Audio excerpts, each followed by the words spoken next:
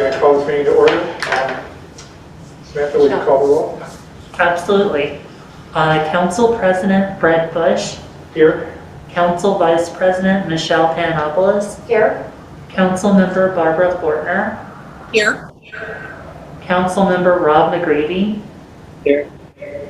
Council Member Cindy Rickards. Here. Council Member Bob Weisford. Here. Council Member Ira Winston. Here. Mayor Andrea Deutsch. Here. Hey, Samantha, you have to got it. What? Got it. Here. All right, thank you. Let's proceed with the Pledge of Allegiance. Let's hear all. What's your stand?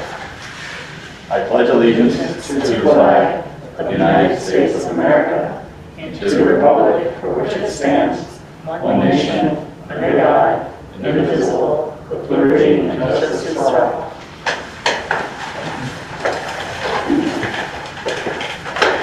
All right, next we'll consider any additions or changes to the agenda. Are there any, Samantha? Yeah, I would like to propose to council that for items 8G and 8H, that they be changed to remove any specific names. I was under the false impression that there was only one applicant for each of those vacancies. So that was, my apologies, that has been fixed in the packet. The other applications have been added. And so for 8G and 8H, I would just say consideration of appointment to the committee, just remove the person's name.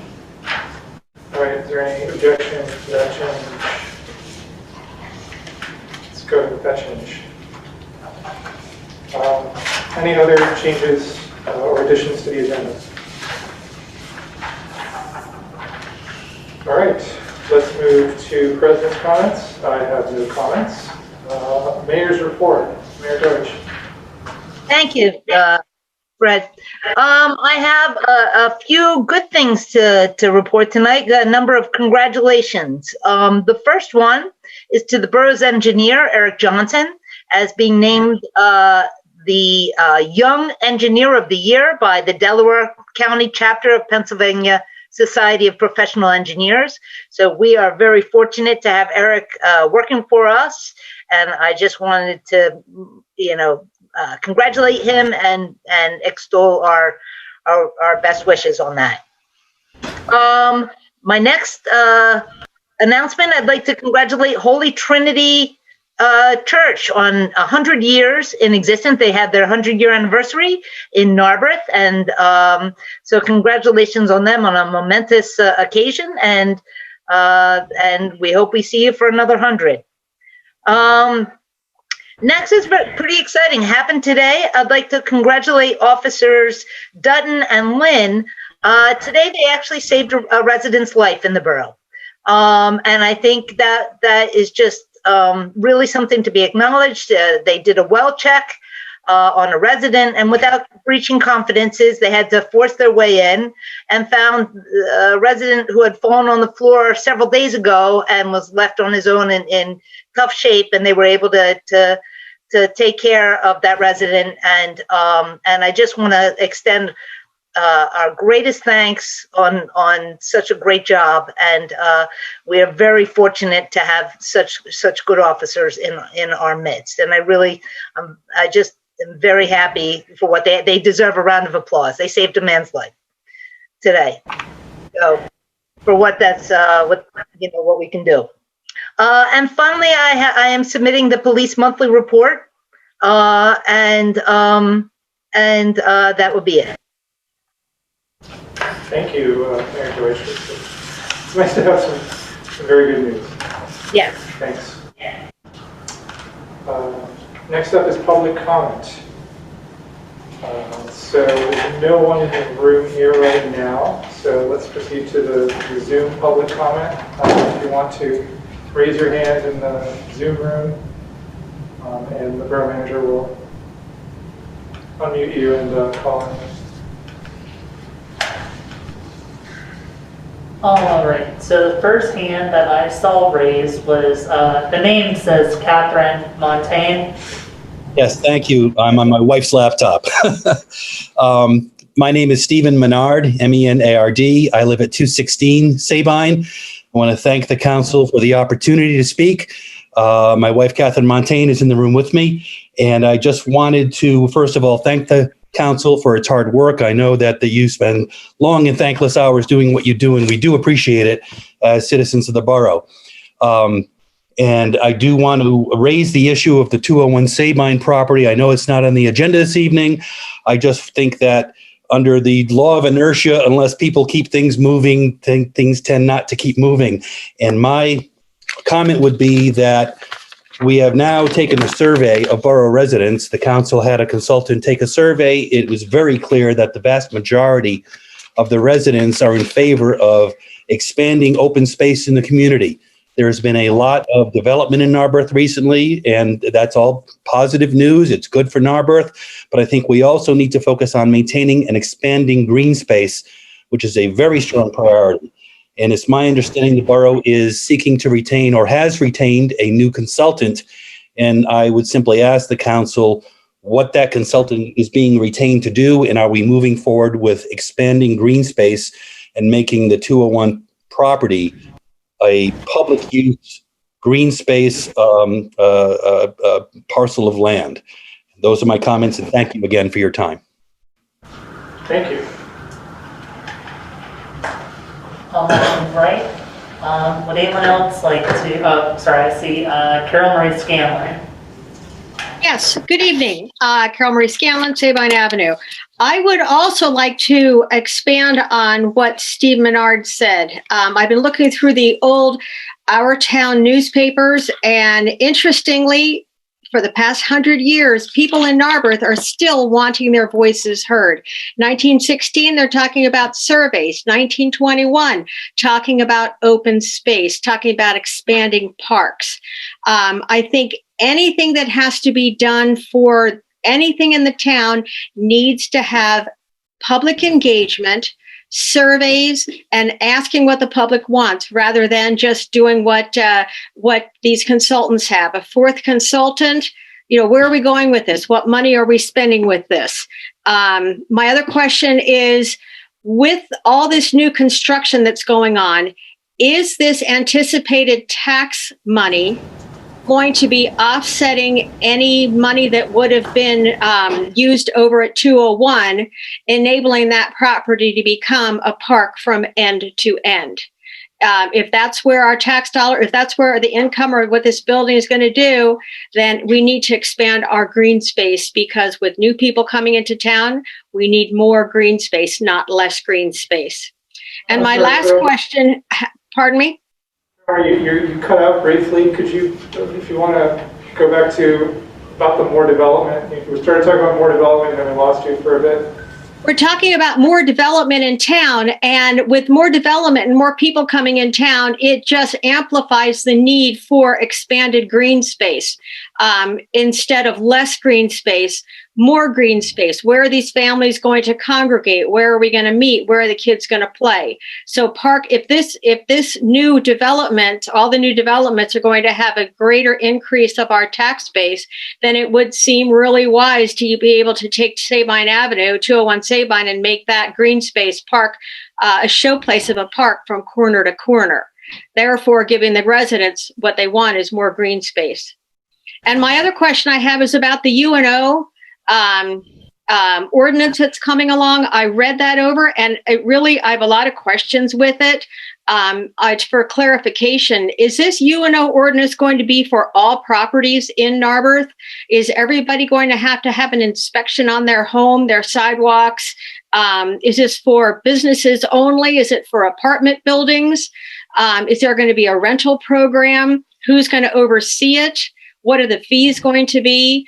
The ordinance was very broad and very vague and very varied. So I'd like to have some clarification on what this ordinance purpose is, and what's going to happen with the ordinance.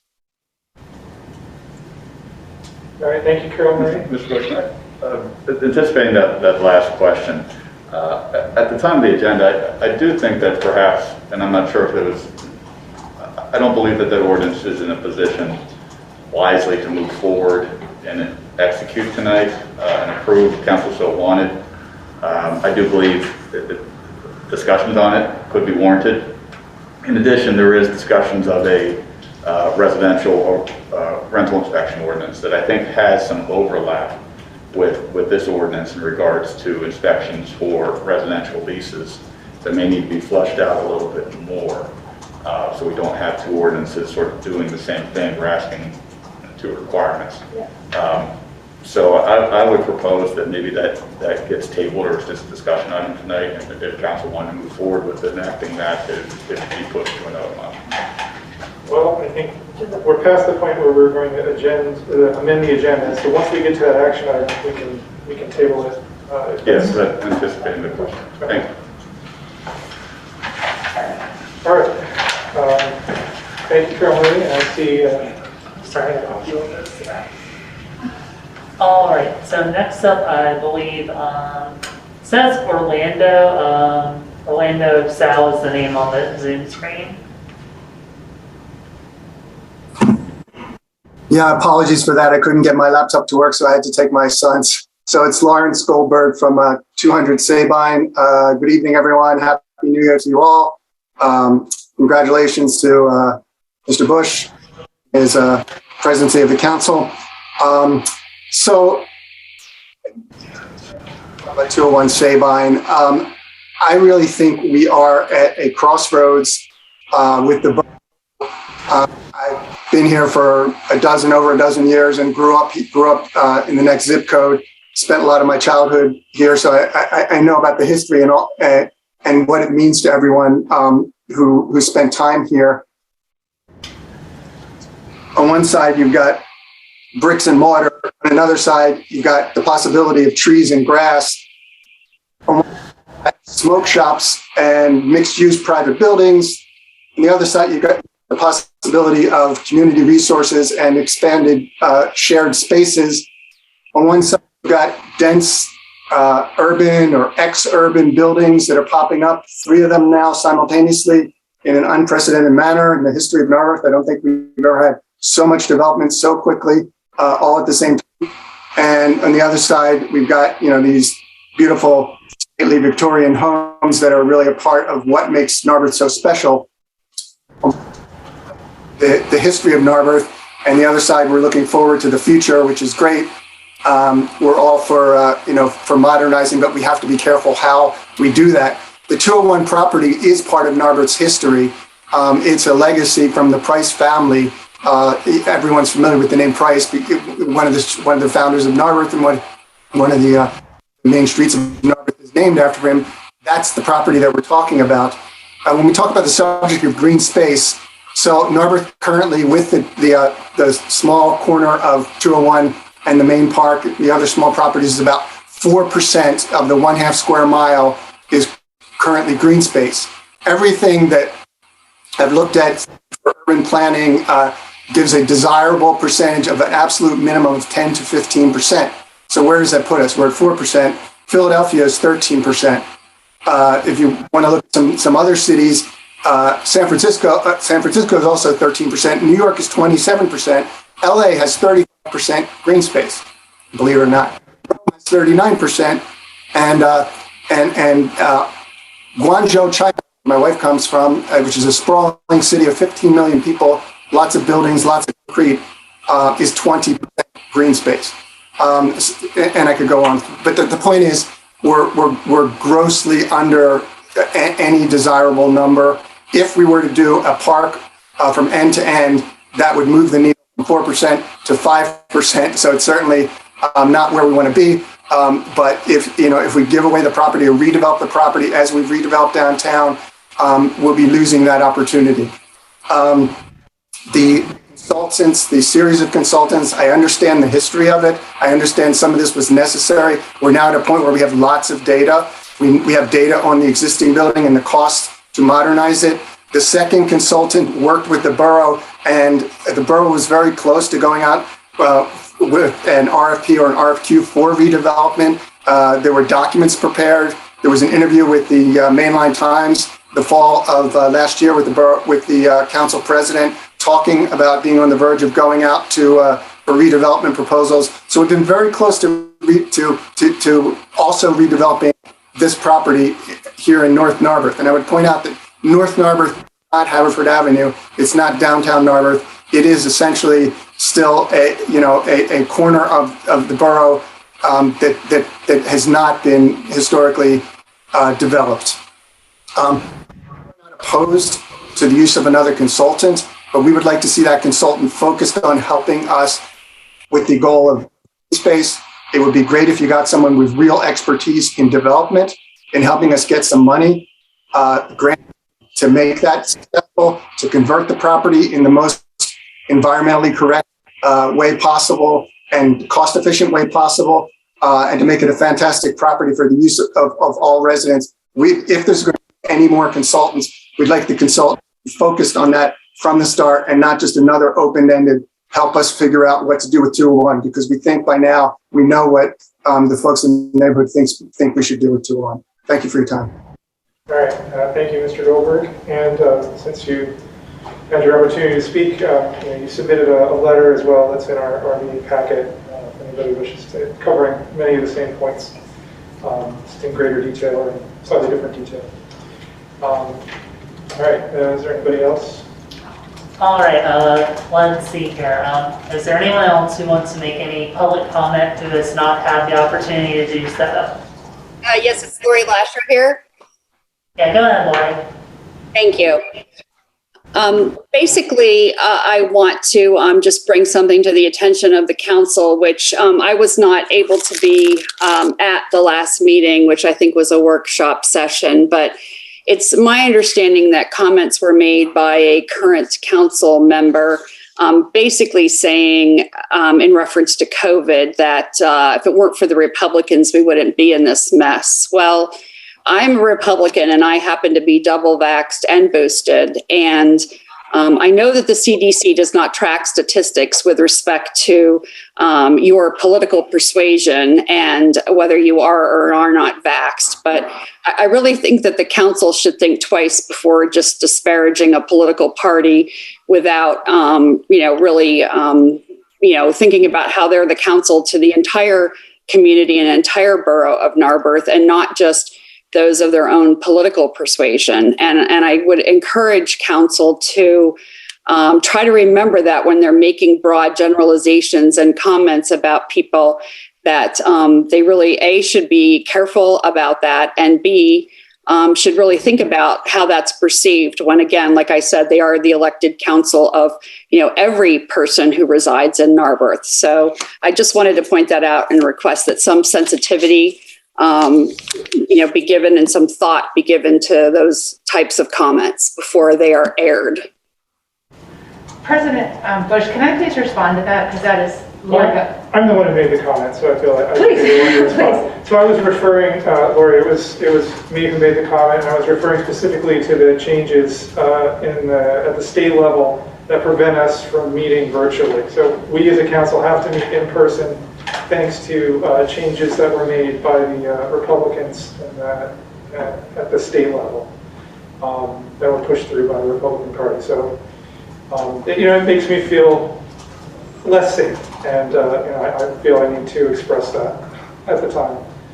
So I will, do my best to remember that the people here in Narberth are not necessarily working on those same policies, but that's that is correct. They are not. And again, like I said, I think that some more thoughtfulness should be given around comments that are to disparage, one party or another. There's no homogenous group of Democrats, just like there's no homogenous group of Republicans.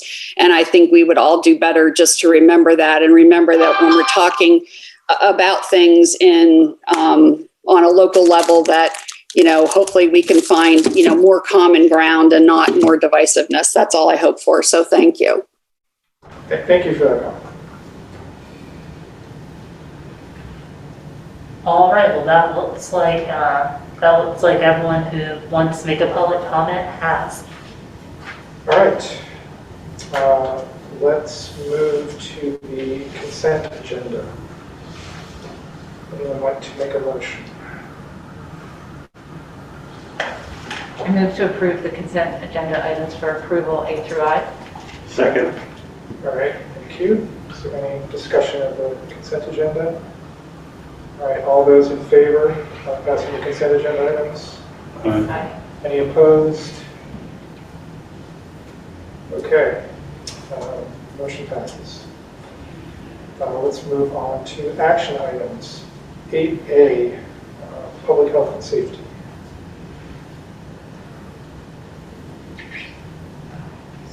This is motion on snow routes. Rob? Somebody else can bring that. Well, you're muted, Rob, if you're... Oh, he's there. Okay, thanks, Fred. I'm going to find it here. Page 45. Page 45, I'm told. Okay.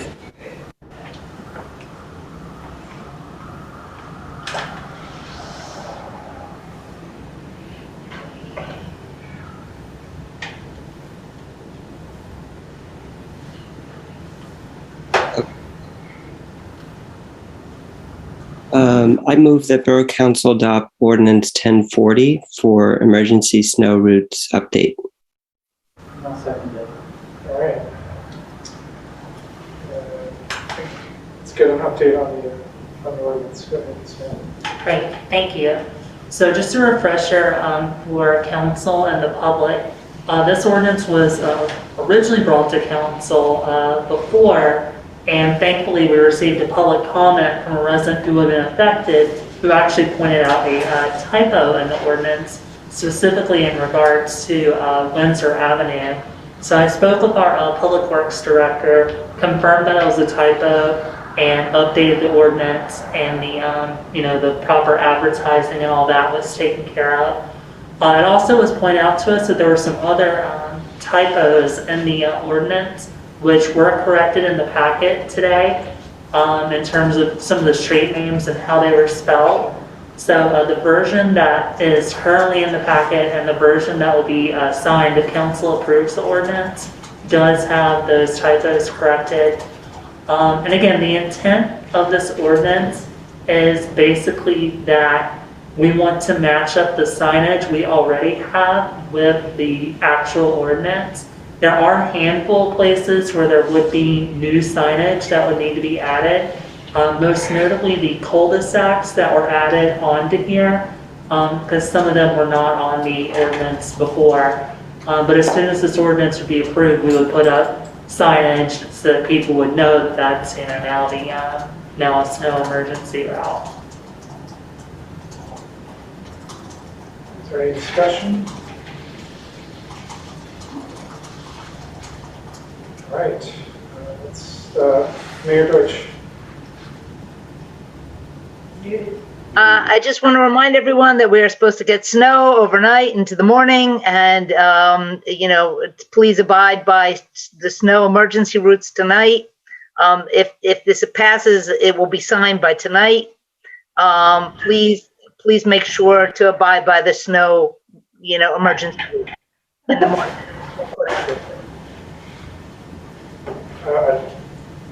Yeah, I don't think we're gonna, living on one of the cul-de-sacs that doesn't have any signs, I think there might be a grace period for the streets that don't currently have signage up, but for the streets out there that do have the signs up. That's right. If there's signs up, please make it easier for our public works crew to remove the snow. That's the ultimate goal of all this, is to make it easier for the borough to remove the snow. All right, thank you, Mayor. Let's vote. So all those in favor? Aye. Any opposed? Okay, it's unanimous. 8B, parking. I move that Borough Council adopt ordinance number 1041 for parking citation fee change. And I'll let either Samantha or John Walco speak to this, because we've talked about it before at council. Okay, seconded. And would like to go ahead. Yeah, I'll be happy to speak to it. So again, we talked a little bit about this last month when council approved the advertisement. Basically what this ordinance is doing is putting our parking and citation regulations into a place where we can actually send them to the court for enforcement. There have been issues in the past with that. One of the biggest problems, my understanding, was that the borough had a additional late fee that was added onto parking citations, and that was incompatible with how the court worked. So just the fee overall, I believe, was changed, and borough solicitor might know better than me, but I think originally it was a $15 fee, and then a late fee of $5 is added on, and now it's just a $20 fee no matter what. And someone still has 10 days to pay it before it goes to the district court. In regards to any other changes, I would defer to the borough solicitor, but again, this generally, the purpose of this ordinance was basically just to clean up our regulations so we could actually enforce them.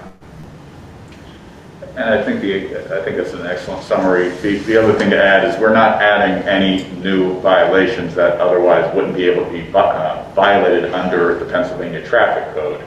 And then if that was the case, the ticket would have to go to district court, and the violator would have to pay more money with fines and costs that would go to the state.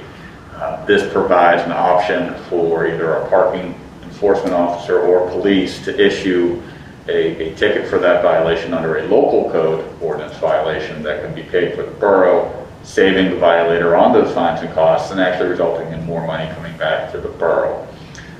So it's sort of a win-win for everybody and provides just a better system for parking enforcement in the borough. All right. Any discussion? All right. All those in favor? Aye. Any opposed? Okay. Motion passes. 8C. I move to table ordinance 1042, use and occupancy update. Is there any discussion? This is, as mentioned, there are other legislation coming that should perhaps be done in sync. All right, all those in favor of tabling? Anyone opposed? Okay, motion is tabled. All right, action item D. I move the Borough Council approve to send Borough Solicitor in opposition to zoning hearing board meeting for zoning appeal of 219 Haverford Ave. Is there a second? Second. Thank you.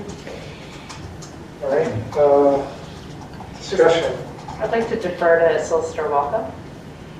Sure, I'd be happy to explain the situation. Yeah, that'd be great. Thank you. So there have been ongoing situations for the property located at 219 Haverford Avenue, the smoke shop, if you will, on the corner, with signage being placed in the windows and also having the windows being locked so you would not be able to see inside of that store. Both of those are violations of our zoning code. The signage requirements, because there's excessive signage at that point, but also under the zoning code, you cannot block the windows. It needs to be able to be seen inside. So a notice of violation was issued to the property owner. I believe they have removed a certain amounts of signage.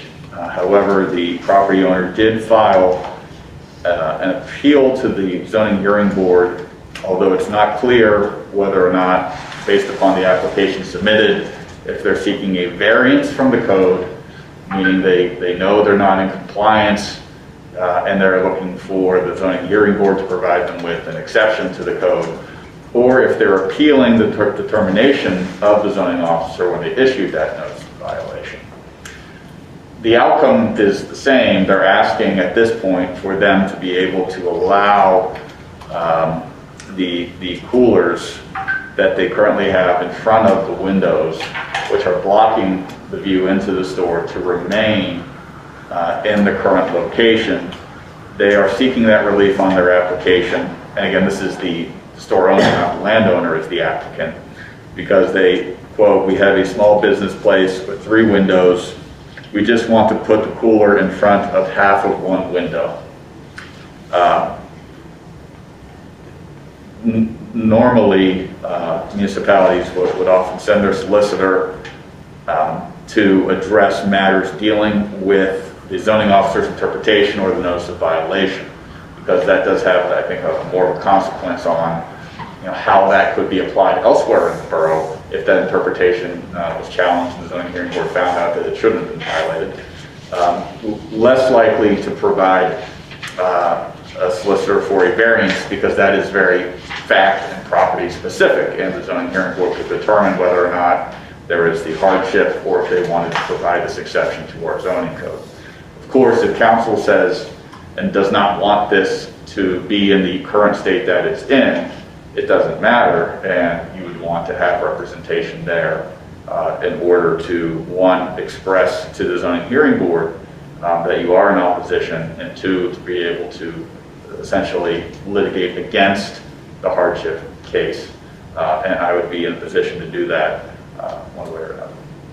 So it's a little bit difficult not knowing the form of relief they're seeking, but at the end of the day, the ask is the same. Let us have these coolers blocking our window. Bob? To me, there's kind of a mashup of issues here, and I don't see that the zoning officer has been clear in what the violation is. I see three things happening. One is that there's just stuff covering the windows, right, which is not allowed by the zoning ordinance. The second is, and I think it's really important for us to be very specific, there's furnishings just within the store that actually block visibility into the store. So even so that, say, passersby can see the merchandise within the store. And that's, if you read the zoning ordinance, it's really specific that the purpose for the transparency had to do with being able to see, so that window shopping would be like, it would enhance the window shopping experience within the business district, which is a good for all businesses within the borough, but also that it would provide a safer street where people could see in and see what's going on within stores, and that wasn't going to be blocked by furniture or signs.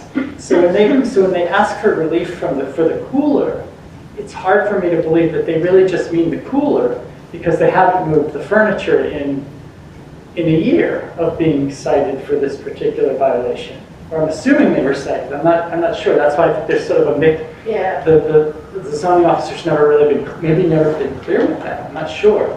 But there's I just would like to ask Solicitor Walco to make sure that the borough's enforcing its zoning appropriately in that location, and that we don't provide any relief that is not allowed for by the zoning.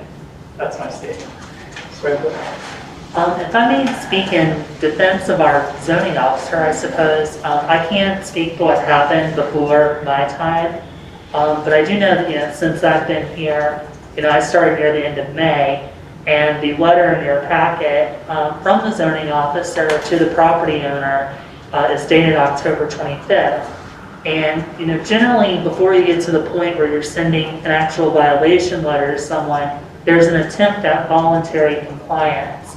So without knowing the specific dates and all that, I do know there was an attempt, between, May 24th and I didn't tell the zoning officer on May 24th, that he needed to take care of this. But somewhere in the time between when I was hired and October 25th, there was an effort made by the zoning officer to communicate the issues to the property owner, which then culminated in this letter. And in the letter, it doesn't cite the entire zoning ordinance, but it does speak specifically to the section of the section of the zoning ordinance that has been violated. So I just want to make sure that council does understand that this letter was not the first communication by any means that the zoning officer had with the property owner, and that the letter does specifically say what the violation was. Anybody else? I think it's also just important to note, maybe even just for the public, that the zoning and the regulations did not change in between the point that the business chose to rent the property, in which they state we have a small business and having 3 windows is an issue, hence the cooler. So these rules and the zoning was very clear at the time that the business did sign a lease or an agreement with that property owner, so nothing has changed. And I just want to tag on to that. These rules were passed during the time that the use of the space was a personal service shop. It was a nail salon. If our zoning, and this is not an indictment of the zoning officer, I'm not criticizing the zoning officer at all. I just would like to see the borough enforce its zoning.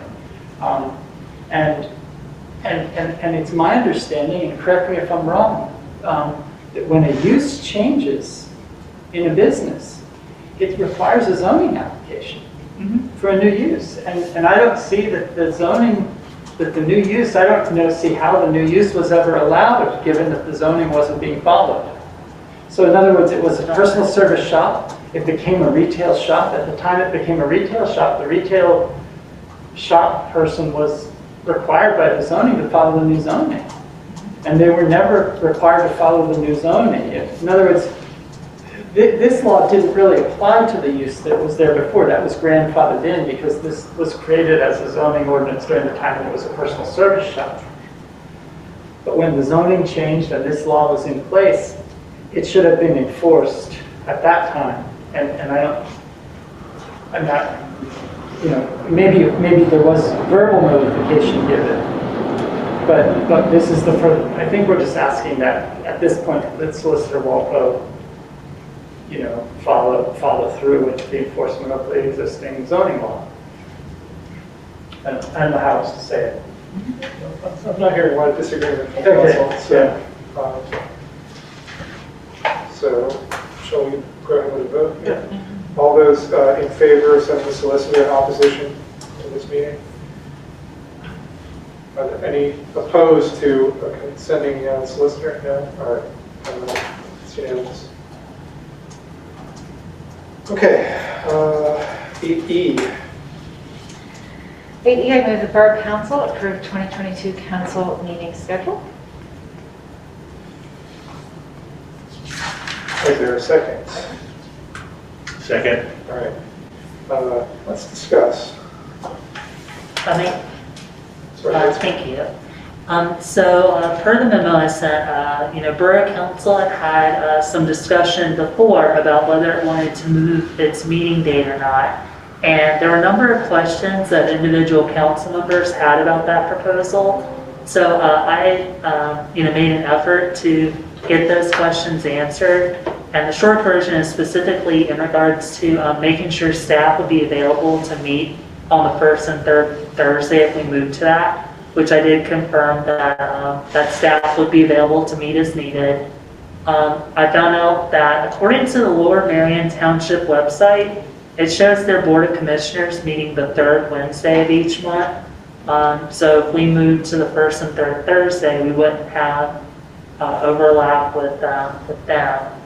I also checked with borough committees. Parks and Recreation currently meets the third Thursday, but I believe that they're meeting tomorrow night. They're going to discuss a new monthly meeting date.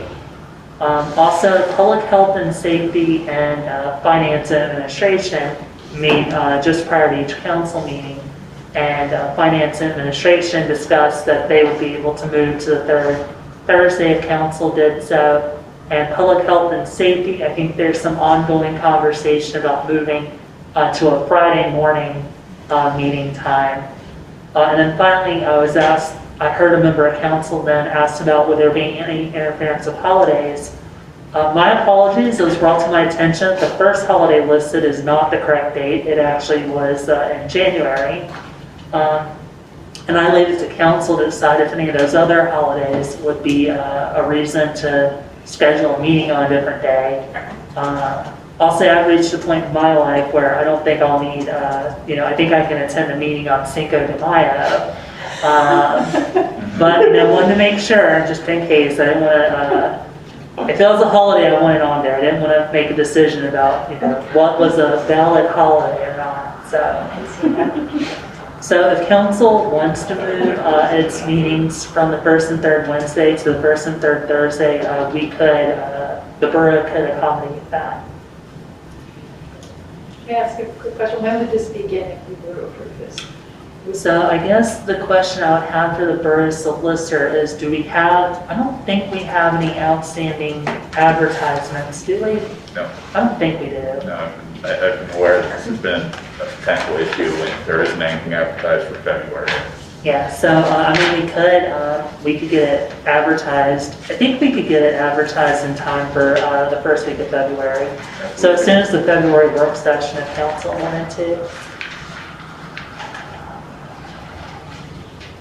Any council members want So to? does that mean we would start on Thursday, February 3rd? That's the proposal. Right, the only, when I was looking at that list of holidays, the only one that stood out was Purim. Not sure if I'm pronouncing it right. That's, so does anybody feel they have an issue with, No. okay, I'm not seeing anybody. Well, it's not just council, it's also members of the public. So it runs until the evening of the, like, so I think right after the, what is it, when the moon comes up? Is that when it's, possibly by the time our meeting starts, Purim will be over. That's what I'm saying. That's the last day. And we've moved meetings in response to holidays in the past. Okay, I'm not seeing anybody. I just have to wear costumes. We can match that. We should just initiate that for Cinco de Mayo. That's what we do at the Borough. Okay, oh, it's through the 17th. Okay. Okay. So we're not going to go. Got it. All right, does anybody else have any concerns or, oh, that's okay. Yeah. Mayor Deutsch?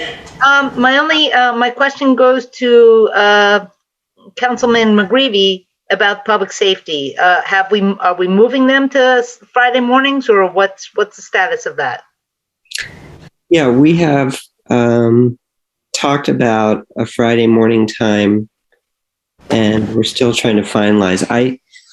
I think some people can do 8 a.m., but I can't do 8 a.m. For the next couple months. So we're still trying to figure that out, if it's 8 a.m. or 9 a.m. I see. Okay. Do we need to have that committee meeting time nailed down now, or can we just change the? No, I defer to Rob, but I think we could probably get that, figured out in time for the next public health and safety meeting. Okay. For the sake of this motion, though, we're just talking about the borough council, the full borough council meetings. Right? I'm not seeing any more discussion. So all those in favor of moving our meetings to Thursdays? Fine. All right, any opposed? Okay. By the way, one of the hallmarks of Purim is togetherness. All right. So. All right, let's move on to 8F, parking. I move that Borough Council approve the contract with Park Mobile for app-based parking and credit card payments. I second.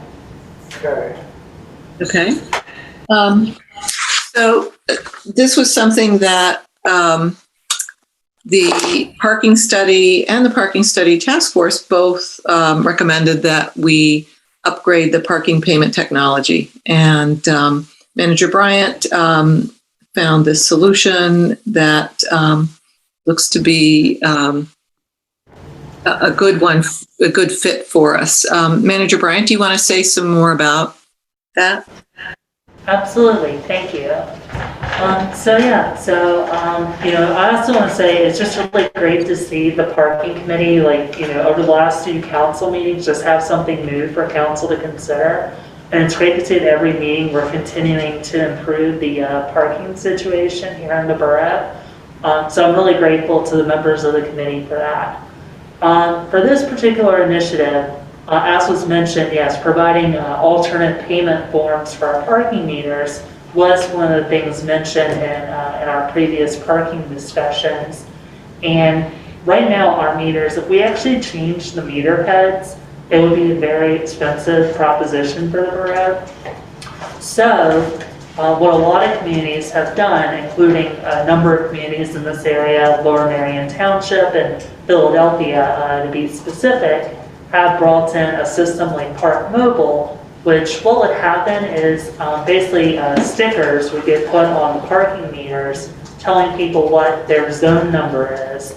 Someone would download the Park Mobile app onto their phone, they would put in that zone number, and then they'd be able to pay for parking. And it would already be pre-set up with Narberth Borough's parking rates and time limits and all that sort of thing. Also, the nice thing about it is not only people be able to pay with their credit card instead of quarters. Let's say if they're at a 2-hour meter and they only put an hour on it, if they're away from the meter, they'd be able to put 1 more hour on it through the app without having to walk. I mean, Narberth's not that big, but they wouldn't have to if they're in the middle of lunch or something.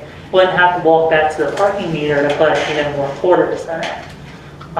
So I think it'd be a great convenience for the borough residents. And then again, too, if they had the Park Mobile app, not only would they be able to use it in Narberth, they'd be able to use it in Lower Marion Township or pretty much all over the place. Park Mobile is available to folks. The main thing that residents would need to be mindful of is Park Mobile does have a fee of 35 cents per transaction, but I think that's a pretty fair cost. As someone who's used Park Mobile a lot myself on it, I think that's a pretty fair trade-off for what you get from it. The only cost the borough would have to pay is for the credit card processing. Park Mobile does offer the borough we can go get our own credit card processor if we wanted to. But I feel like the rate that Park Mobile is offering to charge us is pretty market rate competitive. And given that they have a built-in credit card processor, I'd rather work with that because we know it'll work with their system versus trying to integrate an external credit card processor with it.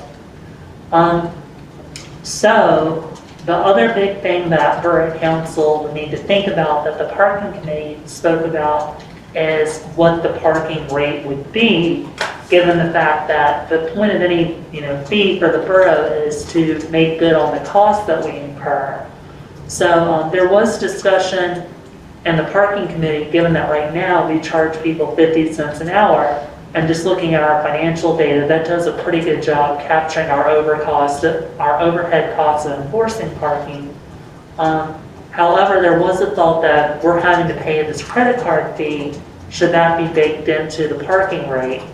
So the proposal from the parking committee was actually to change our, if someone's using Park Mobile, they would pay 75 cents per hour plus the 35-cent transaction fee. The meter itself, we can't actually change the rate on. So if you're paying with quarters, it would still be 50 cents an hour. I had a discussion about that with Park Mobile, and they had some concerns about having different rate schedules, which unfortunately it's a conversation I had after the most recent parking committee meeting. So basically Park Mobile is concerned that the adoption rate may not be as high as it would be otherwise if it costs an extra 25 cents an hour on top of the transaction fee. Plus, they made an argument and provided information for the packet to demonstrate that the borough would generate, would have less cost involved in administering its parking enforcement if it used Park Mobile. So their proposal for council to consider would be to keep the rates even. I'll be honest, I don't know if I know enough about the subject to really weigh heavily in favor of the 50 cents an hour versus the 75 cents an hour. Yeah, so that's pretty much the overview I have. I'm happy to take questions. Yeah, I just have a question, because I saw that in the memo, and I was confused because I thought in order to raise the coin rate to be the same as the Park Mobile rate, I thought we can't do that with our existing. Right, we can't do that. So the choice would be, if we wanted to keep the rates the same, the Park Mobile rate would have to be 50 cents per hour. Oh, you're talking about lowering the Park Mobile rate? Yeah. Raising. Yeah. Oh, per hour. Okay, I was thinking you were talking about, I misunderstood. I thought you were talking about raising the half-hour rate from 25 to 50. No. Oh, points. Totally misunderstood. Thank you. Yeah, sorry about that. So could you just clarify, right now I believe we have two kinds of meters, the half an hour and the hour, or is that just a maximum? It's still the same price per half an hour, but Yeah. some of them have longer maximums, is that correct? Exactly, yeah. It's still, all the meters in the borough are 25 cents for every 30 minutes, if I'm correct on that. Yeah. And yeah, some of the meters in the borough are 2 hours, some are 5 hour, and some are 10 hour. But it's still the same base. Exactly, yeah. I'm just going to take the position that I think we could be comfortable having variable rates for Park Mobile, because really, like when I park somewhere, I use Park Mobile as much as I possibly can, and really, as soon as you launch the app, it shows you what the parking fee is you're actually kind of looking at you're looking at the app to see how much the parking costs, not kind of looking at the meter to compare I've never done that, compared the meter rate with the Park Mobile rate, and it's a convenience, and I always prefer to use Park Mobile because if I'm someplace and my meter's running out, I can reload it. And also, I don't know, we don't really have coins in our cars anymore. We don't really carry much change around, so I don't know. It's not like there's a real, I don't know, I sort of see their point, but I think it's going to kind of have a shelf, like it's going to expire, that concern pretty soon, because most people carry change around. Right, but Bob, they have to make an investment in putting the infrastructure in place, and they're nervous that they're not going to get the return on their. I don't think they're saying it's a deal breaker, are they? No, they're not saying it's a deal breaker. Yeah. Yeah, they put stickers on it. They don't. It's not. Right. Yeah. Yeah, I was, my inclination was, my instinct was exactly what you just said, Bob. I kind of feel like it will sort itself out, and that people are willing to pay a premium for the convenience. But there are folks, older shoppers, and who are used to putting their quarter in, and they're going to keep doing that, and They're going to get a bargain. I think that's fine. But I think It's you're more right. like you get a Time cash will sort discount. itself out. It's rather than saying it's an upcharge for Park Mobile, it's actually a cash discount. Yeah, yeah. And again, just to be Yes, clear, that's exactly the purpose, I really want to emphasize this for the public or anyone watching ever in the future, the purpose of fees is to make our costs back. And so again, really the only reason why I'm talking about a cost difference here is because the borough would be incurring this credit card processing charge that we wouldn't have otherwise. And just to not be glib about this, the parking committee was very sincere in looking at this issue and saying that actually this sort of the benefit of Park Mobile is not that it costs more, the benefit is that it's a convenience to visitors and shoppers and residents. We perceive it as convenience. I'm sorry. It's okay, just to see if Bob, Barbara, or Rob have anything to add. They're on the parking committee. Barbara, you mean? No, I can see the merits to both. So I think it will be interesting to see what council decides. I have just one question. Okay, I see Andrea hasn't spoken yet either, so Andrea? I just have a question about the app. As someone who has a store owner and there are issues with people who occasionally will sit at a 1 hour meter and just feed it all day long, which defeats the whole purpose of having a 1 hour meter. Can the app be configured so that it can only give you an hour on an hour space, or does it make it easier for people to sit in their offices and just feed the 1 hour meter? Yeah, when you use Park Mobile, it's a great question, Mayor. When you use Park Mobile, it's impossible to feed the meter. The app won't let you, whatever zone you're in, the app won't let you go beyond the zone time limit. And in fact, it tells enforcement when you parked, so that and they have your plate number. So in fact, it's harder. It's more enforceable than just the feeding of the meter is. Oh, I like that. Because the enforcer knows exactly the moment you parked there. Yeah. So just curious, is any thought given to eliminating the meters? Or is that too aggressive? I think we have been discussing that. I mean, I think it's kind of like it's a discussion for out years. Once you have Park Mobile in place, you could theoretically simply remove the meter heads and just have Park Mobile as your parking system. And that'd be one price. If in the future, it may be when we're completely cashless society, that becomes a logical thing to do. I don't think we're there yet. Yeah. Yeah, I would agree with what Bob said about that. I also want to add something that Bob brought up that I thought was a great follow-up point too. Is just so council is aware, Park Mobile does integrate seamlessly with our existing parking enforcement software. So it would be, it would be relatively straightforward for whoever ends up being our new parking controller to handle that. So Samantha, what is the current terms for the meter price? What would the price be if we went with the current, like what's on the packet here for the Park Mobile hourly rate? Is that the same or is it higher? So the contract here doesn't have the borough's hourly rate specified anywhere in it. Okay. But we would need to make that decision. Yeah, we would need to tell, if we agree to the contract as part of the setup, we would need to tell Park Mobile what rate are we charging. Okay. I also do want to note too, just to make sure council is comfortable with this, there were a handful of relatively minor things that myself and the borough solicitor had concerns about with some of the language in the contract.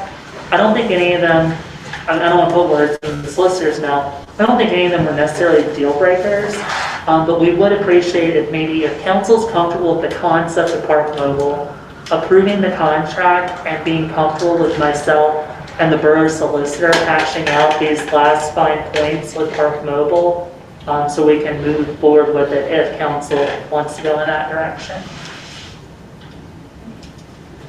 Okay. All right, so let's, if there's no more discussion, let's have a vote on the contract and then let's see if we can pick a rate. We have two options in front of us. So let's go ahead and all those in favor of the contract with Park Mobile? Any opposed? Okay. Any opposition? Okay. Someone like to propose all those in, I just want to make sure I understood. Parking committee's recommendation was to basically set the rate at 50 cents per hour. No, the recommendation of the parking committee was to set it at 75 cents per hour. Okay. To build in the cost, right? It's Okay. not additional profit, just building the cost. All right, Yeah. thank you. Who's in favor of going with the parking committee's suggestion of 75 cents? All right, so it's unanimous. So we'll go ahead with that. And does anyone have any issues with the solicitor and Samantha working out the fine details? All right. Sounds good. Okay. I think we're set there. Moving on to appointments, 8G and 8H.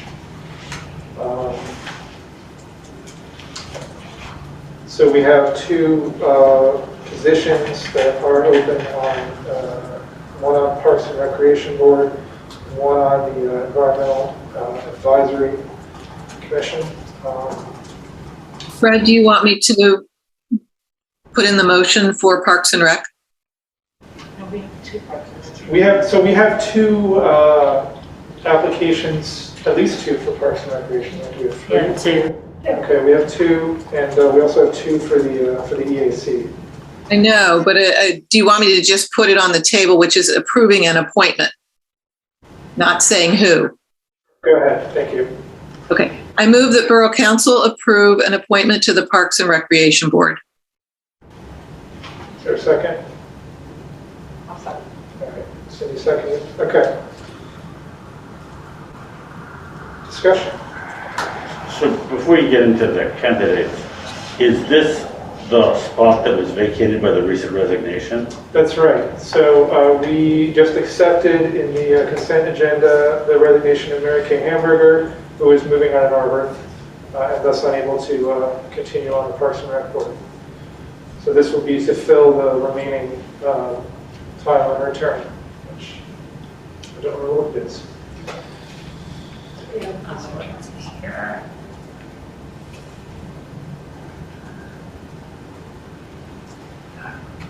Just gonna turn up now for you. Her term expired, her term runs until the end of 2025.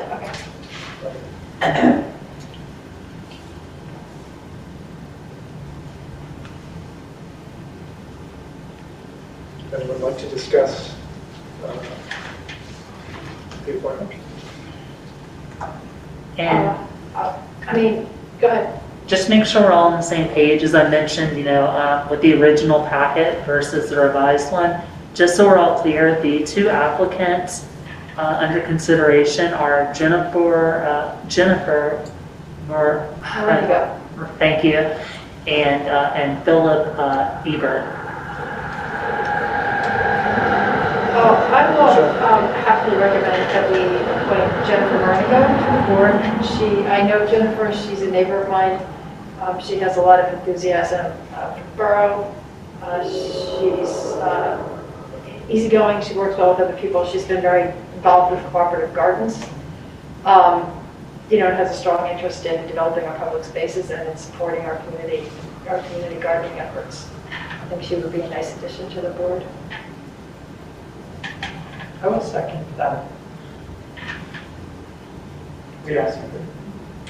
I think that was a discuss. I think that was a. I don't know. I think that was a motion. I will bring this home from Martin if you'd like. Oh, I'm sorry. I don't know. I will move that we appoint Jennifer. We have a motion on the table. All right, we have a motion on the table. That's been I'll just seconded. say why I seconded it, because, I actually don't know this person, but the idea, I've been really impressed with what the cooperative community gardens have done in Narberth in recent times. This person's on that board. Clearly, they do it with so much goodwill and cooperative spirit, and I think it's been a major contribution to the Borough of Narberth and to our recreational, the diversity of recreational activities that exist in the borough. So I just think that would be a great person to be representing that kind of point of view on the Parks and Rec board. Kind of something that's like sort of emergent and different. So that's what appeals to me about this person. And just to kind of speak, I actually don't know either person, but to underscore yet again, we have an embarrassment of riches and people interested in coming forward. I really appreciate Philip's kind of European perspective. He talks about growing up in Germany and playing on those fields, and tennis as his sport and organization. At this point in time, however, again, I don't know Jennifer, I do think her strategic communication background and skill set, aside from, again, all that you said about the gardening, really gives us a new perspective on that Parks and Rec. So to say, I support that as well. Just at this time, there's kind of a skill set and a niche of expanding this cooperative gardens is what I would hope to see at Parks and Rec. Hi, Andrew. So I don't know Jennifer. I only know the gentleman just a little bit better. He's recently moved to the borough and has become I've gotten to know him a little bit as a customer at my shop. We've spoken. He's had some interesting experience in parks and recreation, and I think we should keep him in mind, if not for now. Maybe for a future appointment, he adds some interesting experience. Thank you. Any other discussion on the motion? Okay. All those in favor of appointing Jennifer Moringa? Any opposed? Okay. Let's move on to our other open spot on the EAC. I move the Borough Council approve an appointment to the Advisory Council, Environmental Advisory Council. Second by Art. All right. Discussion? Fred? Go ahead, Rod. Yeah, I would just like to share that one of the applicants, Lee Davis, has been serving as an adjunct member of the EAC for the past year, attending every one of the meetings. And the chair, Jesse Lytle, has recommended Lee Davis to this position now that Sasha Kamarasayev has ended her term. So I I would support that and be happy to make a motion.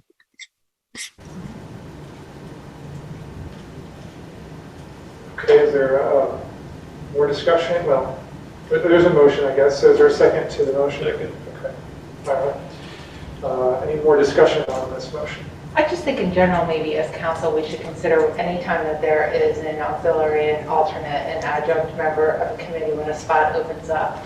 I think we should probably in council, unless there's some egregious reason not to, that we should probably defer to the committee and honor the work that that person had served in an alternate role, just as kind of a standard operating procedure. Makes sense. It's certainly a lot of, some committees have formal alternates, particularly the legal ones. So it's a little unusual that EAC hasn't. Attending every meeting for a year, it shows commitment. Yeah. The IRA of the EAC. Never went to an EAC. No. You only attended every council meeting for like a decade. Prior to getting elected to council. All right, so we do have a motion for the appointment of Lee Davis. All those in favor of the motion? Any opposed? Okay. All right, motion passes. All right, that's it for our action items. Information items. Monthly reports. Do you have a report, Sandra? So the reports from all the various staff are included in the council packet. I'm happy to take any questions on them. I did want to note as well, I guess for the, in regards to maybe kind of in the lines of treasurer's report, I appreciate council approving the, or accepting the 2020 audit and findings. I did want to make sure that the public and council knew that finance and administration did discuss the findings, and the borough has mostly already taken action to address and correct the findings from the audit.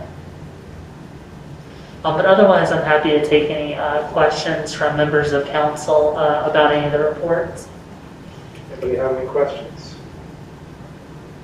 All right, thank you, Finance Manager. And the other reports have been filed.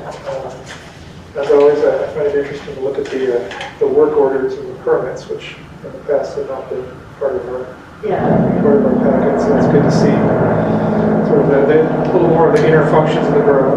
Yeah, I feel like I want to recognize again Jeff Elden's excellent work. What are we hearing? Next door. Okay. It's just the fire station there. Such a thorough, comprehensive memo, such a deep insight into the works of public works department, even photographs, and particularly I really appreciate the recovering of the footbridge on Elmwood, because that is treacherous, especially this time of year when it's a smallest amount of snow on it, and you just cannot even walk across it. So that's wonderful. Wonderful to see. I appreciate it. That's very good. No, that's right. I mean, not necessarily anything important. I just wanted to say thank you. This is beautiful work. Yeah. Okay. Let's move on to committee updates. Finance and Administration. Sure. So Finance and Administration met prior to our meeting now. We did review the 2020 audit, and the manager reviewed 5 issues in their resolution. I'm not sure, unless anyone has any questions again, whether we need to go through that. But really, FNA, I think I can speak for all 3 of us, that we were really happy to see that there's been attention brought to these issues. There was nothing major, but there have been changes in like the bank reconciliation, as you all know. Now we have, as Samantha said, we now have 4 eyes on those checks. The credit card receipts are now being included every month. Accounting transactions that need to be reviewed are, the borough is missing some policies to avoid fraud. Those have been added. All discussed in FNA, which was very happy with those resolutions. We did discuss the potential again of just asking questions on a dispersion ordinance, which I know actually we had discussed a few months ago. The dispersion ordinance would essentially look at distances between businesses in a small borough, you're looking at the intensity of uses within a zoning district. We'd also be looking separately at a review of business types and should certain types trigger a conditional use or special exceptions. F&A just really is interested in learning more about this, so we can see if it's something that we should consider in committee and then move to full council. And we've actually asked Solicitor Walco if he could come to our next F&A meeting to really ask some of those nuanced questions or answer some of those nuanced questions. So we may have more for you in the coming months on that. Comprehensive implementation review is still on the radar. The date and format is to be determined, and we'll work with the office on that. Nothing new to report on the office reception area, nothing for us to act on at this time. However, there has been an ADA review and design by a local resident who's also an architect and is working with the office to consider those recommendations about some sort of office flow and organization. F&A did agree upon and would like to suggest a policy and a procedure to request NIDA funding. IRA reviewed kind of the history of NIDA and the practice, and we unanimously suggest that we utilize NIDA for grant matching funds that are approved for the office and the council. So we're moving away from kind of this notion of whatever council kind of throws at NIDA was under the assumption of we should approve that, to really go through a process where both council and office have to say, this grant is tethered to the comprehensive plan or capital improvement, and therefore we would like to utilize NIDA for those matching funds. I don't think that's something we need to decide on now, obviously in the business meeting, but is the recommendation of F&A with support of the office. Thank you to Ira, who brought up, hey, if you all lose power, what do you do about the internet? So with Ira's expertise in the office, they did find that there is a need for cellular backup. If we have a power outage, for example, we lose the internet. Our proposal was viewed for under $1,000 annually. We would have some cellular backup. F&A felt like this was really nothing to discuss. This was obviously something we should do to secure the borough functioning. Again, our comp insurance suggested a panic button be installed in the office. It was $700. Mm-hmm. F&A recommends that we follow the recommendation of our insurer and agree to that panic button. We did move into executive session. As you all know, we have approved the consideration for a bonus for our borough manager in 3 years, and in being consistent with the idea of moving to professional evaluations, which the manager just completed at her 6-month point, which we as a council will complete at the 1 year as a summative assessment and evaluation. We would like to mirror that practice and policy with some metrics for the bonus. F&A is collecting what those metrics would be, just out of fairness to the manager understands what are the expectations, how am I being measured, what qualifies a bonus, what we want to move away of, oh, we think you did a good job. That's not being responsible to our taxpayers, and I think ultimately doesn't set an employee up for success. We hope to have that draft to you in 2 months. We'll work on that next meeting and have something to present following. That's F&A. Questions about that? All right, infrastructure. We have not had a meeting since the workshop, so I will not give an update. I will tell you that our next meeting is going to be next Tuesday. We're going to keep with the existing schedule. It'll be Tuesday the 25th at 1 p.m. And I look forward to our first meeting with our new committee member, Councilman Winston, and I will give you an update at the workshop. All right. Public health and safety. Thanks, Fred. We met the first week, and I gave an update the last meeting, but briefly, I did want to thank our solicitor, John Walco, for his work on the plastics litigation, which really has borne fruit at the state level. So the state did not put in place the preemptive ban on plastics laws. So this means that Narberth, Lower Merion, and any of the municipalities now can move ahead. And I think the lawsuit played a role. So thank you, John, for your work on that. Also, I just want to say briefly that our committee is looking into the possibility of more EV stations. And I want to thank our manager for meeting with Pico. And we're seeing some new opportunities to partner with Pico around EV charging. That's something we'll be able to explore in the committee. Great. That sounds exciting. Parking. Like the last two committees, we have not met since the last update that I gave at the workshop meeting. We are meeting next Tuesday, the 25th at 9 a.m. That's a change in time. We had been at 8. We're now going to be 9 a.m. going forward. All right. Thank you, Barbara. Any comments for the good of council? All right. There's no new business on the agenda, so I'll move to old business. First item is the ADU discussion. Thank you, President Sawyer. So this was a matter that I wanted to bring before council because I believe it will potentially heavily involve council in the future as this alternative accessory dwelling unit and infill zoning discussion in the historic district. We're starting to put pen to paper, and a draft ordinance has been submitted. We're not going to get into the weeds of the ordinance tonight. I would ask the council review it, have any questions. I've already gotten some initial feedback from Mr. Bressi, who I believe is here as well, who's been heavily involved in this with the Norwood Planning Commission, as has Chloe Moore from the Montgomery County Planning Commission.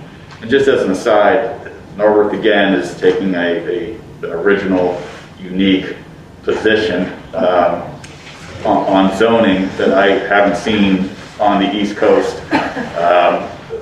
So the planning commissions are having to do something essentially from scratch here, and I think you've probably gotten over tens of thousands of dollars of planning work for free from the planning commission, Mr. Bressi, out of that. And I know he's on the line today, so I'll defer to him that if anything I do say about this ordinance, I will defer to him if he needs to correct me, because he certainly understands the planning aspects of it much more than I do. Also, besides Mr. Bressi, Michelle Carroll from the Borough has been involved, and also Chris Yon, who you've seen often as the applicant.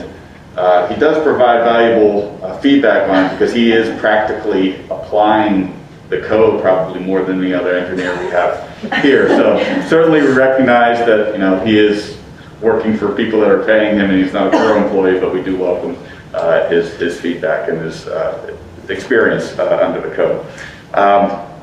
Really what I'm hoping to talk to about Borough Council tonight is the issue of whether or not conditional uses, much like F&A had discussed, should be part of this ordinance. Now, I'm not sure if Mr. Bressi and the Norwood Planning Commission had any real position on that matter, but I do believe it was something that the Montgomery County Planning Commission thought that council may want to consider. And that would be that if a cottage is developed on a property, which would be a smaller building type, it would only be done by conditional use. And if there would be any multiple principal dwellings, so 2 principal dwellings or more on a single property, whether or not that would go through the conditional use process. The good thing about the conditional use process is that it gives council more than enough opportunity to know what's going on and to look at that plan. It also provides the public with the opportunity to come in and provide feedback on that plan as well.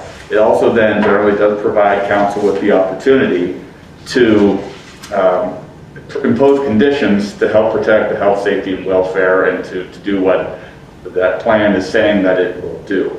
So those are all good things, particularly when you're talking about having multiple dwellings on a single property, and presumably one of those dwellings would be a historic resource, because this only would apply, at least for the multiple dwellings, in the new historic resource overlay, or historic district overlay that is being created. So those are all the good things about conditional use. The bad thing about conditional use is that it is another hearing. It is more burdensome for scheduling for the applicant, and arguably, and most of the time, particularly with multiple buildings, you're probably going to see that come before you would through land development anyways, through the approval resolutions. And there's a cost to it, and there's time to it as well. So much like the general discussions as what uses should be approved by conditional use, we wanted to see if council wanted to have these uses, particularly the cottage use and the multiple principal dwellings on a single lot, only approved through the conditional use process, or whether it can simply go through either the land development process, or potentially maybe just a building permit on a lot. Another issue that I had that wasn't for the Planning Commission was whether or not council wanted to see accessory dwelling units presented by conditional use. And again, that isn't something I believe has any recommendations from any of the planning commissions, nor do I have a recommendation on that. But again, it would just be something that I would imagine that council would find out through discussing with the citizens that, hey, now they have somebody living in the garage right next to my property. Why is there somebody living there? And that because that conversion of a garage could be done through a building permit, and it wouldn't come before council unless there was land development on that project as well. So those are the three sort of legislative issues that are really important to the code that I think, more than getting into the details, council should provide direction on. I don't know if Mr. Bresci had anything more to add to that, because again, I would defer to him of the importance of planning for it before we open it up for council discussions. Mr. Bresci. Evening, everyone. Speak up. Thank you, John. Sorry, can you hear me well? Yes, that's better. Okay. I just said good evening. I thank John for his introduction. And just for the record, John, I went to planning school at Berkeley. So maybe that's where those ideas come from. I have some thoughts on this matter, but I don't know whether it's appropriate for me to weigh in on them now or just wait for questions from council. I'll defer to President Bush. I've been waiting to say that. President Bush on this matter. Well, why don't you let us know if Planning Commission did have a stance on any of these issues and what that was, a little bit of the reasoning. I don't believe the Planning Commission communicated directly in writing about these issues, but the tenor of our conversation was that for cottages, a conditional use would not be necessary because the provisions that would allow for a cottage are really functionally the same as the provisions that would allow for the construction of a single family house right now, except that the dimensions are smaller. So really what we're saying in that case is there are a number of folks who might like to subdivide their lot and put a house there, but they can't because they don't have enough space. So we'll let them build a slightly smaller house there. That's the functional nature of those provisions. And we didn't think that merited a conditional use. We think that can be managed through the land development, subdivision and land development process. The second type of decision that the solicitor referred to, which would be to allow more than one principal building on a lot. Right now, we only allow one principal building on a lot, is something that I think merits consideration as a conditional use. We actually do allow for more than one building, principal building on a lot in the 5A and 5B districts, and that is by conditional use. And the reason for that is because this route allows for a lot more site planning flexibility than a typical subdivision would. And for example, as the solicitor and I were discussing this legislation, one issue that came up was, well, what if there was a great old specimen tree on a lot and we'd love to use the site planning flexibility to preserve that tree? Well, that would be hard to do through a typical land development subdivision process to kind of create an exception, but it would be easier to do through the conditional use process. So because because that approach, allowing more than one primary building on a lot, provides for more planning flexibility. It's a good question for council to ask whether they would like to give that a higher level of scrutiny. Accessory dwelling units is an interesting call. We had never discussed at the Planning Commission whether that should be a conditional use or not. We mostly were concerned about whether it should be a land development decision or not, and spent a long time talking to the zoning officer about how these kinds of applications would be handled and processed. I think the ultimate goal for accessory dwelling units is to allow people to follow this path of creating extra space, perhaps for a parent or a relative, and to do that with as little friction as possible. And the conditional use might be a barrier that would prevent people from wanting to choose this route. So that, I think that expresses the Planning Commission's thinking on that question, on those questions. All right, thank you, Mr. Brassi. All right. So a bunch of these smaller properties, the cottages are on historic property, is that correct? I'm sorry? They're in the historic district, right? They would be in the historic district. Right, so where does the HARB come in to the discussion about approving a cottage? Because it's on the same lot, right? Yes, the idea would be that, and I'd have to defer to the historic district ordinance and Mr. Walsh, but I think the principle is instead of demolishing or trying to demolish a historic resource, and there's a desire to still allow use of that property. And as long as this subdivision or a second dwelling without the need for subdivision doesn't disturb the historic resource, then it would be permitted pursuant to the zoning code. So I think the whole principle was we want to allow people to still be able to use their property, particularly if they have property with a historic resource, and this would be the easiest way to. Right, but my question is, would they have to go to the HARB and also the conditional use? My understanding is not unless they are amending or changing the frontages of the HARB, of the historic resource, to the extent that it would trigger the review. Right, but potentially someone's redeveloping it, they might do both, and now they have to go, it's just a lot of hurdles. If they are doing both, they would have to go through both, yes. And I see that Todd has his hand up, so Todd can respond to that. Provide a little more insight, council member. One of the motivations of these proposed code revisions is to make it easier for people to have a path to realize the value of their properties without touching their historic properties. We've had cases before the Planning Commission where somebody wanted to strip a bay window off their house so they could get that extra 2 feet they needed for a lot. And we thought, that's crazy. We don't want to get in the way of this.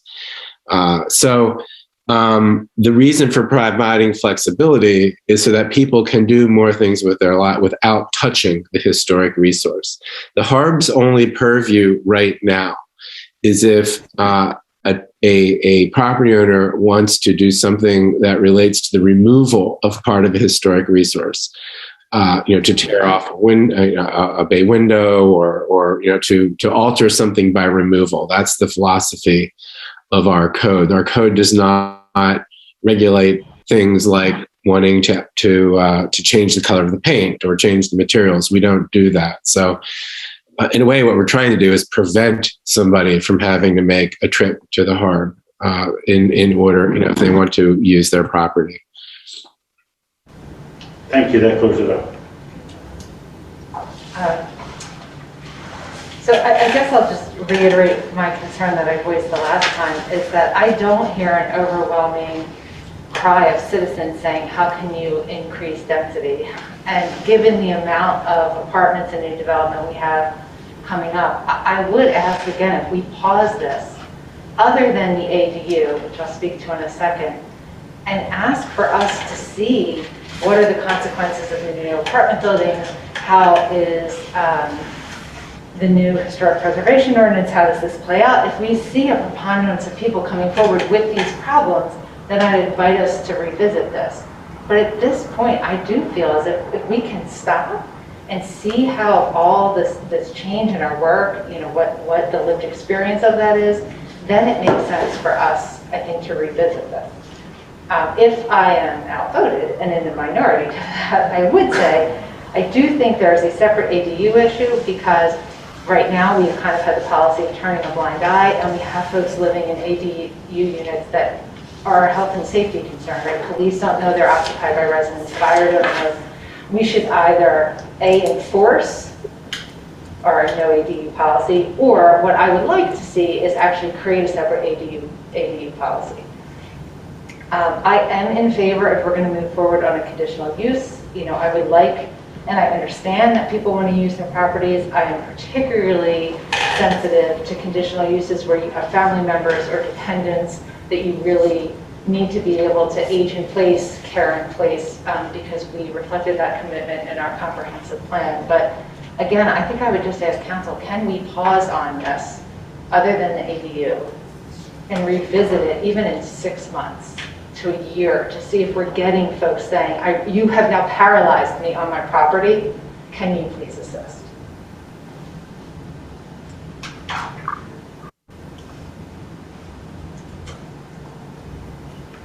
All right, well, so the solicitor has asked for guidance, and what I'm hearing from Cindy is her suggestion is pause. Is to pause for 6 months. Would anyone like to second that suggestion for the solicitor?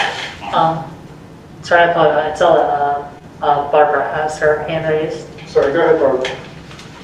So I have a question about how many properties do we think this really applies to? How many properties are there in the borough that are large enough for someone to add a cottage or to put multiple buildings on? I suspect it's very small. And I suspect that if we thought about what those properties were, we would hate to see someone decide that they couldn't deal with it and, I don't know, do something. And I realize we're talking about historic resource, so they have some limitations, but I just would like us to think about, are we really talking about that many properties that this could impact? If it's a small number and we can help people really see the value, receive the value of their property, I think it makes sense to do that. So.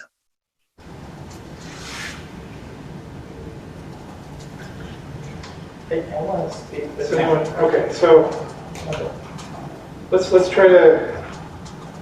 Barbara has a question of how many properties this might apply to. Does anyone have a ballpark estimate? Todd? Ballpark is the best we can do at this point. Jim Spear and I are working on that. There's no there's no comprehensive data, so actually we've had to kind of back end it and are almost doing like a property by property survey of some we've filtered, but we're in the range of a few dozen, actually. A few dozen was the answer. Yeah, we haven't yet. What we haven't been able to do is tell you, what I can't tell you tonight is how many could take advantage of the subdivision versus how many could take advantage of the other approach. I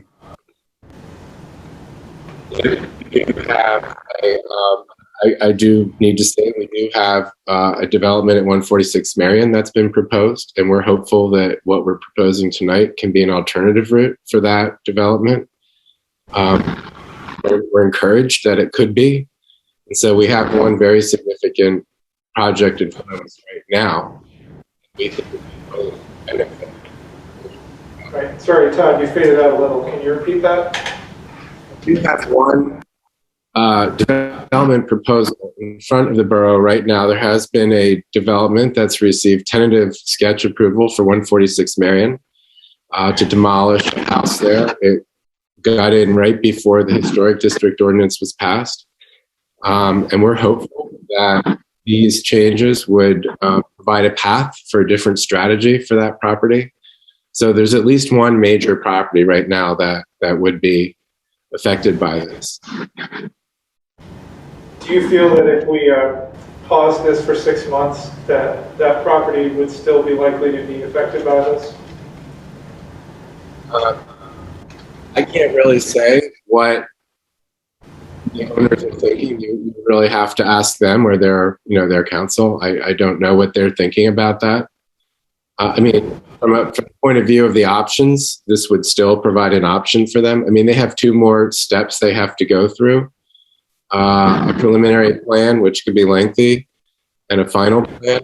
But this will still be on the table in 6 months. But that means the applicants will have invested many more resources into the course they're following. And so I really can't speak for them about what their strategy would be. But these proposals are not made because they're theoretical. They're made because we see these applications. I have a comment and a question. Go ahead. My comment basically is that I think Mr. Bressy's point of view on the conditional use, not being necessary for the ADU, not being necessary for cottages because the salvo already kind of does that work, but considering it as important for the multiple principal dwellings, I think those make sense to me, and I'd like to see us direct our solicitor in that, according to Mr. Bressy's recommendations. Around the question of whether or not we move forward with the zoning rules at this time, I think I'm in favor of it. I tend to agree with Barbara. I think that it doesn't impact that many properties, and these regulations are not. It's not just a license to do any old thing. It's very well considered zoning rules that do really control the quality of what can be developed. And the notion, Again, I think the recent development that has been sort of blown out of proportion. Like it really hasn't been. We've really have downzoned a lot of parts of the borough from commercial to residential. That's really like not more intensive zoning, that's less intensive zoning. And I think that's true on Montgomery Avenue, it's true on Forest Avenue. So I'm comfortable with us moving forward with this. And I do have a question for Mr. Bressy about, I hope you can hear me, Todd. When it comes to principal building, multiple principal buildings, under what conditions, would the owner say pursue the multiple principal dwelling path rather than a subdivision and say a cottage? Like, wouldn't we kind of say want to encourage multiple principal dwellings in instances where a cottage is actually going to be allowed by the saldo, so that the ownership stays, it's like a single owner? And I guess I'd like to know more about the planning commission's thinking around the difference between those two. It could happen in a couple of circumstances that I can think of. One situation is where you may have enough space to put in a small house, but may not be able to meet the setback requirements that are in the zoning code. There's a certain amount of space you have to have for side yards. You might miss it by a foot or two, and therefore this provides a little extra cushion of flexibility in that case. Another situation is if you have a deep lot and there's a better site planning solution where a house might go behind another house. We don't really permit that now. That might sometimes be the better solution. One of the challenges you have when you're trying to do infill around a historic resource is that historic building may not be sited optimally on the lot. And you may have mathematically a wide enough lot, but because of where the house is that exists already, you may not actually have enough space. And so providing the ability to move something back on the lot or to have smaller distance between buildings through this process will allow a few more people to have the opportunity to do this. And because of that flexibility, that's why considering this as a conditional use process is a worthy consideration to make. Thank you for going through that again. As you were going through it, I realized, oh yeah, this. I'm remembering that you've explained this to us about 3 or 4 times earlier in the last year. So I apologize but thank you for restating it and reminding me. Yeah. All right, so as a reminder, what we're specifically being asked is about whether some of these possible building options should be conditional use or not. Cottages, the second primary building, and the ADUs. So does anybody else have any comments or feedback on that, Michelle? I do. I have some comments, but I'm going to go a little beyond what we just laid out, but only a little bit. That's your prerogative. Thank you. I just second what Bob just said about, and I agree that the way Todd laid out the conditional use, the appropriateness of the conditional use, I agree that it's a good idea for the multiple principal buildings on a lot, but it's really not necessary for ADUs or for cottages for the reasons that Mr. Bressi stated. So I would go along with that approach too. I know we're not getting into the weeds on this ordinance. I just want to say 3 things really quickly. The size of cottages is significantly larger than I had thought it would be when this was originally proposed. And whether Mr. Bressi wants to speak with that to that tonight or maybe later when this comes back in a more finalized form. Either way, I would be curious to know what the Planning Commission's thinking. I do ask again if we could take a look at the definition of principal building in our existing zoning code, because I'm not sure that it works with this. So just take a look. I could be wrong.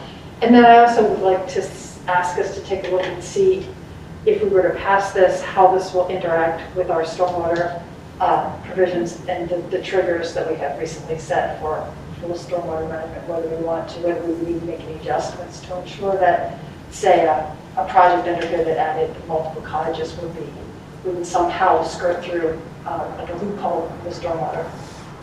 That's all. I'd rather not discuss the actual size of cottages right now. I think that's better served for later on. But Todd, if you take note, the concern has been raised. I'd like to make a motion to proceed with the conditional use as Mr. Bressi laid out. Okay. To continue tracking the ordinance with those conditions. Can I make a comment for? I'll second this motion and then. Go ahead. I think the thought of the cottages, and again, Mr. Bressi can correct me if I'm wrong on this, is as you have seen in subdivision for a standard building, a single-family residential home, oftentimes it comes before council as just a subdivision. And you see lot lines, and you see an existing home, and then you say, well, we're just subdividing it. At some point in the future, there will be another house built on this second lot. And with the idea of the cottages, you're going to be able to have smaller lots, I believe, correct me if I'm wrong, smaller lots, and therefore multiple properties on a single lot that, again, once they get that subdivision, if they build them one at a time, potentially, unless they're all on the plan, or gradually over time, this can be eased by building permits, because they will be separate lots. The conditional use of a cottage would allow you to, again, make sure that you see sort of the end product and not just the concept of a lot with a cottage to be built. And I only bring that up now because I hear sort of some concerns about the size of those cottages and how they interplay with stormwater and or the rest of the property. And, you know, certainly with a standard size lot and a standard size home, you know, that's more traditional, and it's harder to get multiple cottages in there, but, or multiple buildings on that lot, but it's maybe a little bit easier for cottages.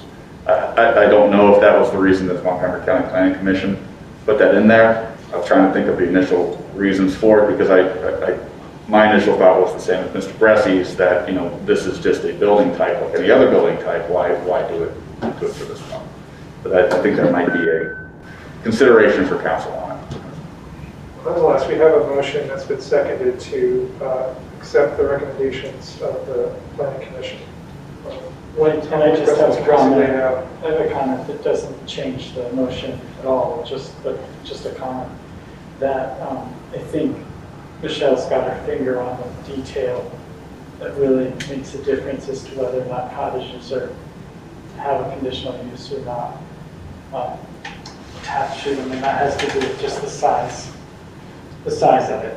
If it's like if a cottage can be a really large, almost like major new home in the borough, then it becomes like the object of like development and speculators and people like sort of investing in these large lots so that they can, for the purpose of doing that. But if, and this is where the devil's in this detail, if they're really just tiny houses, these cottages are basically tiny houses, there may not be the same kind of economic incentive that would drive bigger money to do that. I think, but I don't know. I don't think, but it doesn't change. I'm not changing Ira's motion. I'm still on board with that, and I support the motion. All right, so I'd like to stick to, is there any other discussion of the motion that Ira's made? Okay. So all those in favor of going with the Planning Commission's recommendations on the conditional use, which is no for cottages, yes for more primary buildings, and no for ADUs. That's the proposal, understand? Right. All those in favor of that proposal? Okay. Those opposed? Okay. Cindy, the motion passes. Now, Cindy, you had also proposed a 6-month delay, which. Yeah, I get it. Do you still want to make the motion? I want to ask council to reflect, and I understand this is not theoretical. I understand 146 Marion is a tragedy. It is a loss to our community. However, Bob, to your point, the devil is in the details here, and I do wonder as a council, if 146 was not on the chopping block, would we move this quickly? And will there be collateral damage that we have not anticipated? I appreciate we want people to capitalize off their property, but I also am sensitive to the neighbor next door who did not realize that there would be a cottage, which is larger than my house, next to their window. I do think that we need to give time for the public to respond to this. And my question to council is, if 146 wasn't on the table, would we be doing this right now and at this pace? Well, I will just add that we are not voting on this legislation. We're not, absolutely. We're still drafting this legislation. Okay, then and there will be opportunities for the public to speak out. I don't want to, this will come before council in regular meetings. There will be an ordinance that everybody will see that we will be discussing, and we are not there yet. Sure. Yeah. So I would move. Solicitor Walko, that's it. And Mr. Bush, if this becomes an issue for council, the ADU and the infill are easily separated into 2 separate ordinances. In fact, I have it set up that way in a single ordinance, simply to save time on costs and advertisement and such. But and they both do involve, providing multiple residences on a property, so it is similar. But it could be divided if that's something that council wanted to do. Okay, so you would like a motion on the table? If you would like to make a motion. Sure. I move that we extract the ADU conversation and table the other cottages and conversations for 6 months. Is there a second for this motion? All right.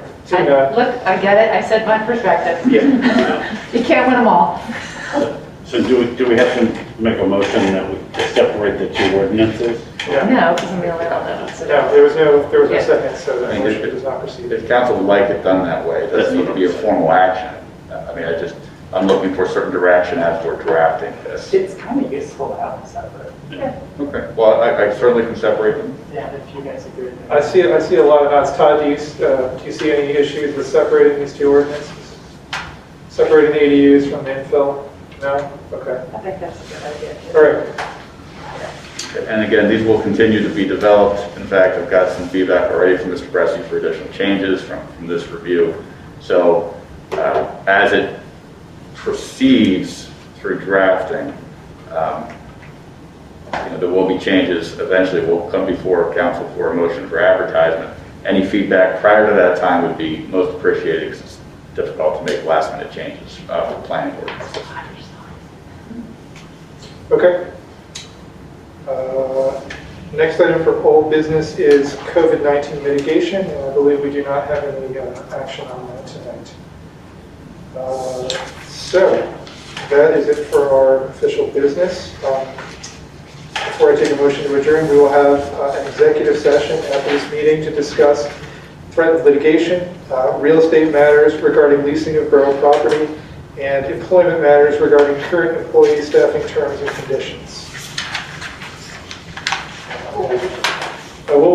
Do we need to come back to have a vote? State a vote? No. We will not be returning after the executive session.